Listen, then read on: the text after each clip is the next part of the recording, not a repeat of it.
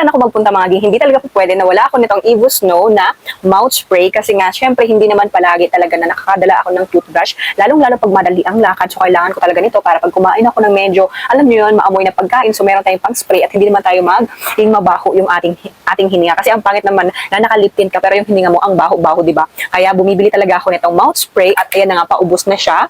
Ayan, napakakonti, makikita niyo gamit na gamit ko talaga siya. Kapatid ko, sinabihan ko rin siya na bumili siya nito para pag may lakad siya is meron siyang gagamitin pag hindi siya nakakadala ng toothbrush. So ayan, at nag-order ako nung isa pa nila na flavor, etong lime mint oral spray. So ayan, dalawa na yung in-order ko para talaga sure na hindi ako maubusan kaagad. Para pag umalis ako ng bahay, meron talaga akong dala na mouth spray para naman hindi tayo mag-amoy, amoy masangsang yung ating hininga. Para naman fresh pa rin lagi tayo. Para hindi sabihin na nakalip tint pero yung ano naman yung hininga ang baho-baho, hindi masikmura. Kaya kayo, kung palagi din kayong umalis ng bahay, din minsan hindi kayo nakakadala ng toothbrush ninyo, lagay natin ito sa basket para makapag-order ka kaagad. Kasi ito nabili ko siya, 100 plus pesos lang, dalawa na.